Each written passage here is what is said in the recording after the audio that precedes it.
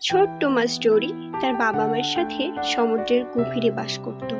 বাবা মা বারবার সাবধান করত, ডোরি তুমি সমুদ্রের গভীরে যেও না, হাঙর মাছ কিন্তু গিলে ফেলবে। কে শোনে কার কথা?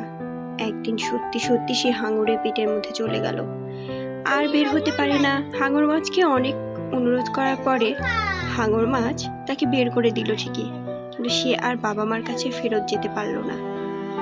তাই হাঙর মাছের সাথে সে ওই সমুদ্রের গভীরে বসবাস করতে থাকলো। কিন্তু ডোরির অনেক মন খারাপ, তার বাবা মার কথা খুব মনে পড়ত।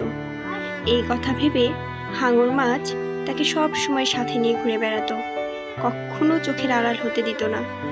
একটা সময় হাঙর মাছ খুব সুন্দর করে তার জন্য বাসা বাঁধালো এবং ছোট ছোট কোড়াল নিয়ে এসে দিল, যাতে রাতের বেলা সুন্দর আলো দেয়। এভাবেই ডোরি আর হাঙর মাছ বন্ধু হয়ে গেল আর একসাথে সুখে শান্তি